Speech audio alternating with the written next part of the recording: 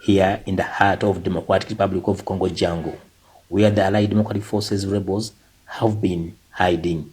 Poor terrain, but the Uganda People's Defense Forces and Armed Forces of the Democratic Republic of Congo soldiers are determined to flush out the ADF rebels out of the jungle.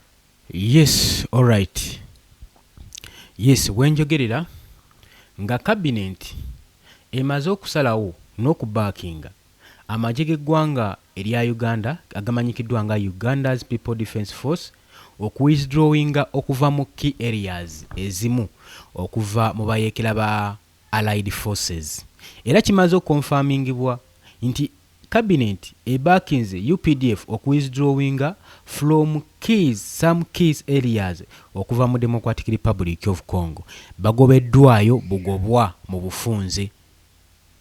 Bagenda kugamba nti no cabinet emaze okubanga ekibaakinga wabula ekibaakinze lwa nsonga basinziddwa amaanyi bagobeddwayo mu areas ezimu mu Democratic Republic of Congo olw'obuvuyo n'enneeyisa yaabwe gye bagenda mu maaso n'ebikolwa bye bagenda mu maaso n'okukola mu Democratic Republic of Congo.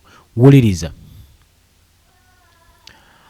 Nzize mbawo amawulire agagenda mu maaso mu Democratic Republic of Congo naye ndowooza amawulire agasinga gabaddeko kyekubira tubaye tetuba ku side eri mu Northern Kivu mu Ituri provinces eri abayeekera ba ADF amagye g'eggwanga erya Uganda gye gagenda mu maaso n'okulwanira. Tubadde tuludde okufuna ku updates nga zino ezifaanaganako west. Olw'ensonga nti nno olutalo olunyitidde eri olugezaako okuba nga luwalabya Paul Kagame lubadde lututte nnyo obudde ng'ate tetwagala kubeerawo nga tubalinza nga twagala tube nga tubawa follow up buli kigenda maaso. Mbalamusizaako muli ku Yugi Update TV ko musinzire okubanga mutuwuliriza. Kakati amawulire ge tufunye galaga nti nno si birungi eri amagye ga UPDF agadde gawangaalira mu bitundu ebisinga mu Democratic Republic of Congo. Extraordinary cabinet meeting eyatuuziddwa yavuddeyo oluvannyuma mu kaseera nga gavumenti ya Yoweri Kaguta Museveni egenda maaso n'okufeesinga international security international scrutiny ng'egenda maaso n'okuba ng'esifeesinga n'obutabanguko naddala mu Uganda naye ng'obuvuyo buva mu mulimu ogugenda mu maaso ne conflicts eziri mu Democratic Republic of Congo. Njagala owulirize. Tujjukire bulungi nnyo cabinet eno ng'ennaku z'omwezi 7 May gwali mwaka ogwa 2001 gwatwala step okureducinga amagye g'eggwanga agayina okubeera mu Democratic Republic of Congo. Baatuula nga baba cabinet ne basalawo bareducinge ku nnamba y'amagye ag'eggwanga lya Uganda agayingira Democratic Republic of Congo. Oluvannyuma lw'okubaakingibwa complaints era baafuna withdraw okuva mu UPDF troops okuva mu several frontline positions nti complaints zaasukka eri ebitundu amagye ga UPDF gye gali gayingidde era bwe zisukka ennyo ne basalawo ba withdrawing amagye ag'eggwanga erya Uganda mu bitundu ebimu mu Democratic Republic of Congo. Wabula kat extraordinary cabinet meeting yazze oluvannyuma nga gavumenti ya Yoweri Kaguta Museveni ng'efeesinga conflicts ezigenda mu maaso n'okukula entakera internationally ng'ate zigenda mu maaso n'okukosa gavumenti y'eggwanga Uganda. Conflicts ezo ziri mu Democratic Republic of Congo. Wiki ewedde wuliriza nagambye oli ku Yugi Update TV kosinzidde obanga otuwuliriza. Wuliriza mu wiki ng'emu oba wiki ewedde yaliya United Nations yagezaako okubanga eteekawo experts era nga bamaze okulirizinga lipooti erumiriza ba senior Ugandan military officers saako ne ba political figures abamu nga balina benefit era nga babenefitingira mu illegal exploitation okuva mu Democratic Republic of Congo nga bagenda maaso n'okubbayo natural resources. Eyo gye bagamba nti bali mu ntalo, nti bali mu conflicts. Kati Congo yagenda okitunulamu ng'eraba waliwo ekitagatta, waliwo ekitagenda bulungi. Era ekitongole kya United Nation ne kigenda maaso ne kikola investigation ze baakola gwe mukwano gwange ali eyo nga kiraga nti nabamu ku basenior UPDF officers ne bannabyabufuzi abamu babenefitinga mu nkola emenya amateeka ey'okusima ebyobugagga mu DRC nga babikukusa babiyingiza mu Uganda ate nga babikola mu masekkati ga conflicts ezigenda mu maaso. Wuliriza nga following a cabinet session, First Deputy Prime Minister saako ne Foreign Affairs Minister Elia Kategaya yavaayo n'ayogera ku nsonga eno ng'agamba formal statement. Eno statement yali outlininga withdraw plan era nga basazeewo okuwithdrawinga okuva mu territories za Democratic Republic of Congo. Wuliriza tukyagenda mu maaso. Uganda yali emaze okwagulirwinga okukola agreement okuwithdrawinga troops zaayo amagye gaayo gonna from 10 strategic locations. Wengamba strategic locations zezinenfo eziwerako 10 amagye ga UPDF aga Uganda gigali gasiisidde era nga gigagezaako okubeera nga gagamba nti wasinga okubeera conflicts. Mwemuli Busakusu, Dogo, Bemena, Gibo, Turiti, Risaro, Bafasede, Isiro, Butembo, Beni, saako ne Kanyabayonga. Eno nenkola yalabiddwa nga emu ku ngeri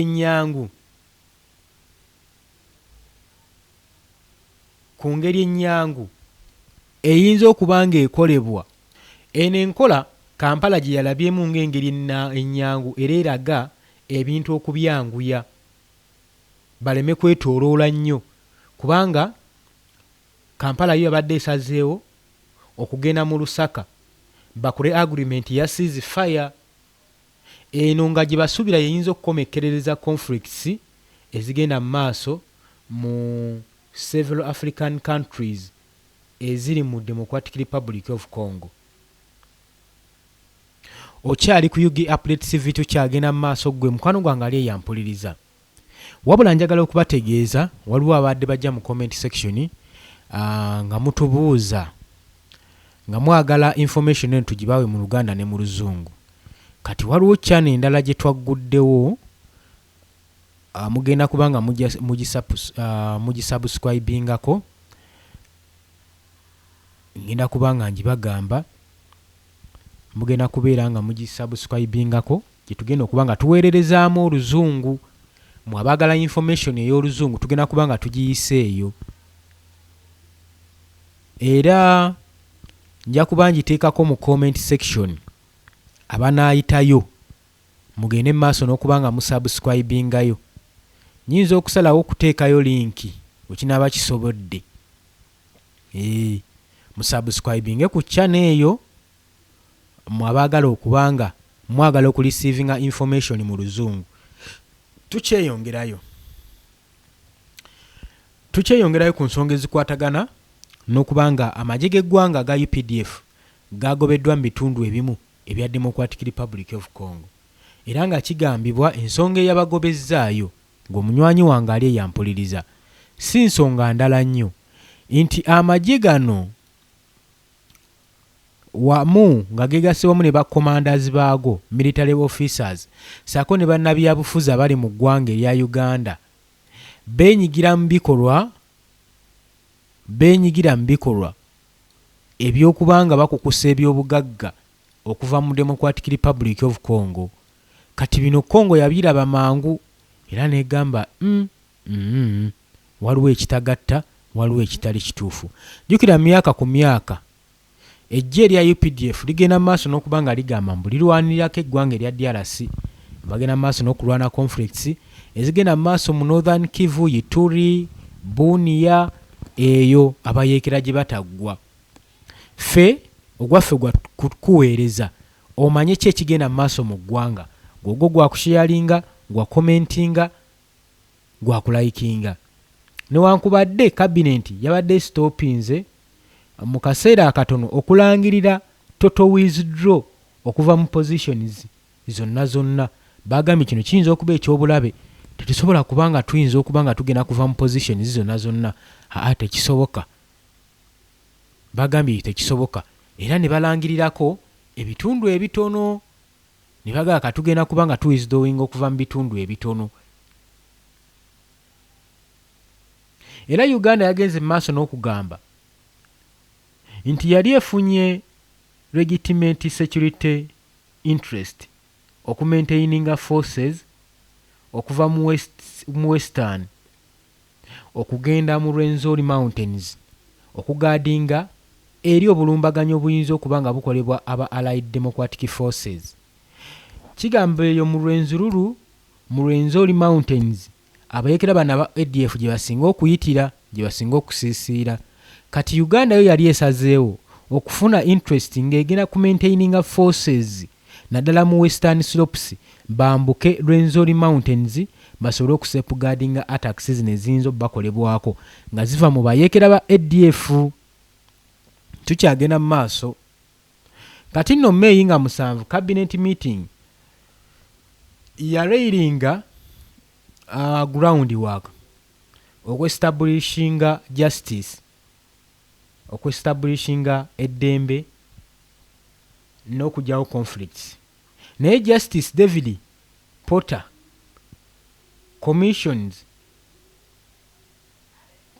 of inquiry yagenda mu maaso n'okubeera nga akola investigation ku nsonga eno mu kitongole ekya United Nations, ng'alaga nti ekintu kino nno ekya Uganda okusiisira mu bitundu ebimu ebisinga ebya Democratic Republic of Congo kyandibanga kyabulabe nnyo, kyabulabe ddala. Reason being nti abasajja bano buli mwaka badeployinga troops zaabwe mu Democratic Republic of Congo, naye whatever positive results bayeekera ba kika kye balwanyisa buli mwaka nga tebaggwayo.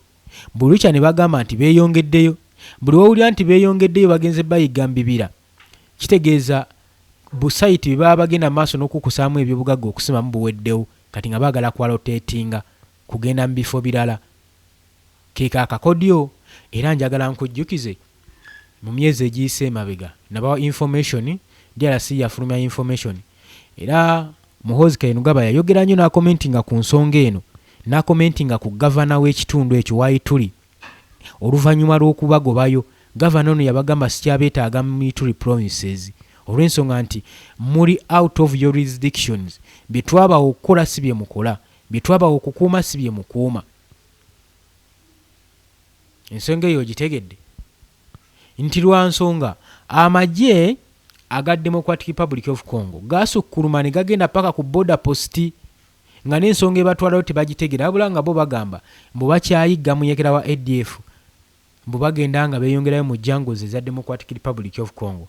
Ekintu kye tutamanyi oba kituufu oba kyali kikyamu. Ensonga eyo ogiwulira. Tukyeyongerayo gwe mukwano gwange ali eyampuliriza. Ne babagoba mu bitundu ebyo. Era twalabanga Chief of Defence Force Muhoozi Kainerugaba avaayo nga complaininga nga agamba tugenda ku withdrawing amagye gaffe okuva mu Democratic Republic of Congo singa Felix Tshisekedi takyusa governor wa Ituri provinces. Wabula mu byonna Tshisekedi bye yabaddamu yabagamba tubaagala nnyo era tusiima enkolagana yammwe naffe, mukoze omulimu ogw'ettondo tulwanirirako, ne siri mwetegefu kukyusa governor oba mukulembeze yenna mu kaseera kano aka conflicts mu Democratic Republic of Congo. Era n'agaana n'akomba kwerima kubanga ono gavana yali abafuukidde ekizibu nga balingiriza nnyo nga liso observant ng'agoba amagye gano aga UPDF gave mu Ituri provinces kuba Kigali gakolayo yatakitegeera nga gagenda mu maaso n'okubeera nga geeyisa mu ngeri etasaanidde nga kumbe bali mu kukusa bya bugagga. Ensonga eyo ogitegedde bulungi. Kaakati bwe njogerera kabinenti emaze okuba nga ekiteekako omukono egambye nti mu bitundu ebimu abasajja baba basazeewo muveeyo ate n'okusinziira ku information efulumiziddwa lipooti efulumiziddwa ekitongole ekya United Nation mwandibadde temubandaaza mwandibadde mukwatamu mangu obwammwe ne mutumira ne muleka ebitundu ebimu ebya DRC. Kati nze neebuuza DRC n'atandika ddi okuba nga yekyetwala nga tebakyagitegeera mu nsonga ezimu. Wokkiriza omuntu okufugira ewuwo nga yafuga buli kimu. Omanya ebyo ebitundu ebya Ituri, Northern Kivu, DRC government eringa etabiri nako. Engeri DRC gyeri ennene kati balabanga n'ebitundu ebimu okulwanagana n'abasajja okulwanagana ne Yoweri Kaguta Museveni. Where the Allied Democratic Forces rebels have been hiding. Poor terrain, but the Uganda People's Defense Forces and Armed Forces of the Democratic Republic of Congo soldiers are determined to flush out the ADF rebels out of the jungle. Balabanga okuddawo okuyombagana ne Yoweri Kaguta Museveni tekikola sense ge mazima. Kyebasawo ne bagamba naye mumanyi katusirike ebitundu tubibalekere bo beefuule nga bagenda maaso n'okulwanyisa abayeekera nga we bagamba oba oli awo. Okitegedde ekintu ekyo. Waliwo ekiseera wootuuka ng'ensonga ogiraba era nga buli kimu ekigenda mu maaso okitunuulidde naye ng'ate olina ensonga ez'okwasaganya kati eggwanga erya DRC lirina conflicts nnyingi. After all bagamba nti bano tebali mu kukosa gavumenti yaffe n'abantu baffe akati abalese abaasinga tufaafagane n'abayeekera bano aba M23 abagenda maaso n'okuwamba kubanga bo bawamba era ekitundu kye bawamba bakyeddiza tebalina muzannyo hakuna mukyezo. Kakati balabanga eno ensonga ndowooza si eriri awo eyinza okuba nga ebatwalira obudde. Oli ku Yugi Update Civic osinzire oba nga otuuliriza gwe mukwano gwange ali eyo. Embeera yeeyo ya bunkenke amagye ga UPDF gagenda mu maaso n'okubeera nga withdrawinga gavaayo bagagobye mu territories ezimu lwakwenyigira mu bikolwa ebiri irigo okwexploitinga mineral resources eza Democratic Republic of Congo. Ate nga baba batuufu nabyo ebyobugagga bukyanga babine. Okimanyi nti DRC gwanga gagga nnyo. Ekyo njagala nkikutegeeze. Naye ate bannansi baayo baavu ly'eggwanga erisingayo obwavu. Ngolowooza ekyo kiva ku ki? Ekyo kiva kubanga ebyobugagga by'eggwanga lino byonna byonna bigenda mu maaso n'okuba nga biwambibwa. Abalala be babiganyulwamu. Bannansi tebaganyulwa mu byobugagga bino ebisimwa mu Democratic Republic of Congo. Bayeekera amagye ab'omukago bwe basinga ofuna mu kintu kino. Wandyekanga nga bana basinga mu gavumenti yaffe ya Uganda obugagga babujje mu DRC bagagga bavundu ng'ovudde ku ssente z'omubi w'omusolo zibabba obugagga obusinga babujje mu DRC y'ensonga lwaki obagamba nti nno ekitundu ekyo mugenda kyamuka tebasobola wanooba ofuutya n'oba ozinda ku lukatu. Balina okukola ekisoboka kyonna nga bateekawo embeera era nga bwe kibadde kiri. Bateekawo embeera ne bateekawo ne bafabricatinga yawo bibbomu ne bakola obulumbaganyi ku bannansi ne bagamba abayeekera bano bazzeemu batandise okuddamu okuba bbomu nti DRC wandibadde olwanyisa abayeekera bo. DRC neganze sirina troops sirina na byakulwanyisa ate era sirina na financing. Kati yo Uganda ne yeso negamba ekyo tofaayo tugenda kikola kutugenda sindika y'amagye gatandika okubeera ng'ensonga eyo gagitunulamu. Ensonga ndowooza ogirabye. Kumbe omanyi teri alumirirwa nga talina kigendererwa. Kumbe bano nabo babala bya bugagga. Jjukira kigambibwa nti Mwami Yoweri Kaguta Museveni ne Paul Kagame be babadde basaale nnyo bebadde badiira abasinga okudiiringa ebyobugagga ebyo biri mu DRC ng'ebabijje babikusa ebabiguza eggwanga erya United States of America saako n'erya Israeli naye ng'eggwanga ngadde erya Congo terifunamu era nga tebalina kye baganyuddwamu. Oli ku UB Updates TV nyongera okukujjukiza kw'osinzira okuba ng'otuwuliriza tukyagenda mu maaso.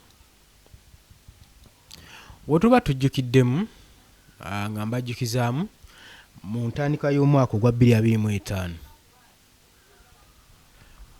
gavumenti ya DRC yakwata n'esinkana n'abamu ku bakulembeze mu UPDF ne batuula basayininga endagaano ne gavumenti ya Uganda okubanga bagenda jiwa contract omwaganya okubanga egenda ku deploying amagye gaayo okuyingira Democratic Republic of Congo. Era mu agreement ne banootinga temusukka bitundu bino obutabanguko buli singa kubeera mu bitundu bino wammanga Bunia, Ituri ne Northern Kivu. Byebyo bitundu ebyali mu agreement nga amagye g'eggwanga erya DRC nga gavumenti ya DRC ne gavumenti ya Uganda batula mu ndagaano ey'okudeploying amagye ga UPDF mu Congo. Zezimu ku key areas zebateeseganyaako okubanga bayingira obanga beesoga Democratic Republic of Congo.